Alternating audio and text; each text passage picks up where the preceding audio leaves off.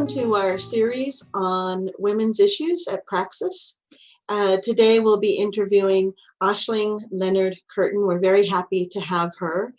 We're doing a bit on women's issues in preparation and thinking about the upcoming Women's Backed Boot Camp, which will be in August 16 through 19. And we'll share some information about how to get linked up to that if you're interested in attending. Aisling is going to be talking about sexuality today, and we have several questions for her, but I want to just pass it over to Aisling for a moment and have her introduce herself or say anything that she might like to add at this moment as we just leap right into the interview. So it's great to be here first, Robyn. I'm excited to be having this conversation. I'm a chartered psychologist based in Ireland, and I've been working in a variety of settings, including adult psychiatry, for the last 10 years. And I've been really interested, I suppose, in the topic of sexuality because it's not really covered that well in many training programs, and it can be a great source of shame to many clients. So it was something that I just was very excited to kind of start doing workshops and start conversations around how as therapists we can be more aware of sexuality and to be able to engage with our clients in non-shaming and very compassionate ways. Fantastic. And, you know, I've sort of touched on and followed your work a little bit across the time, and I just think it's such a fantastic contribution. Sexuality isn't always at the top of the list for psychotherapists, but clearly we're all sexual beings. So it's kind of interesting that, you know, we don't pay enough attention to that kind of thing. Well, let me start. Oh, were you going to comment? I was just agreeing with you. I was just saying absolutely. And I think sexuality can be a major source of shame and confusion for many clients as well, and indeed many therapists. So I think it definitely deserves attention. Well, I've got some questions that I want to ask, and, you know, some questions we've discussed ahead of time, but why do you think that we're so hesitant to explore, unless you're in sex therapy specifically, why are we so hesitant as just social or human beings to explore these issues?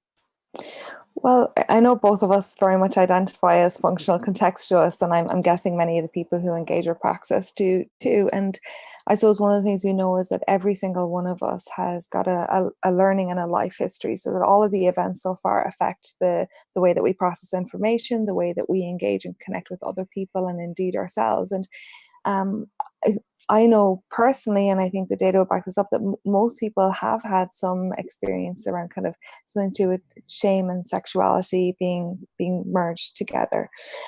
So I think that it makes a lot of sense then that we're hesitant to bring these issues up, because maybe as therapists, maybe our sexual life history and our kind of early kind of relating and ways that we've processed information around sexuality might be very different from that of our clients. And sometimes we're afraid of asking questions in case we shame clients in that, whereas I think sometimes by not asking questions or not engaging, we're actually kind of planting that seed of shame, because if we're not willing to ask, we may inadvertently give our clients the idea that there's something wrong with that if we're not talking about it. Right. So we kind of secretly collude with this is something we don't talk about because we don't talk about it either. Absolutely. Well, so I'm curious. There's two things that I want to think about and explore with you, and one is just a straightforward why you think therapists should be interested in this from a functional contextualistic perspective, because it joins right in with what you were just saying, but then why women in particular, and maybe inside of ACBS who are coming from this perspective, and just your thoughts about that. Yeah. So I feel that like sexuality is such a major issue for so many people, and particularly for women in many cases, that I think it's really important that we're approaching this in a way that's compassionate and that we're not trying to put people into one size fits all.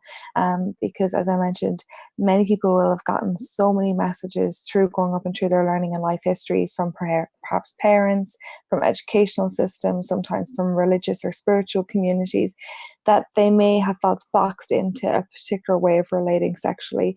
For some people, they may have followed that exactly, or some people may have rebelled against it. But whether we live by it or we rebel against it, in either of those cases, it's not very much then a direct choice, or it's not really connected to values. And I feel a functional contextualist perspective can offer a really compassionate, safe hold to explore sexuality without trying to kind of guide the client to acting or behaving in any particular way, but more so to maybe heal any wounds that might be there, because as we know, we can't delete any element of a relational network that's part of our life and learning history. So can we look at these events, these past events, in compassionate ways and really drop anchor into our own values around who we want to be, rather than being overly driven by our history or by what we're reading in the media or seeing in the media and so forth.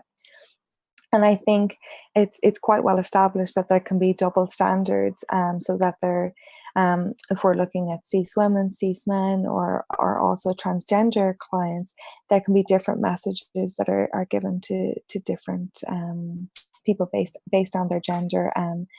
And for many people, for women, there can be a lot of shame in terms of sexuality. And certainly, I know growing up in Ireland, there was certainly double standards. And from my connections with colleagues throughout the States, it seems like that goes on there as well, that the same behavior kind of engaged in by a woman or may be interpreted very differently than it would for a man.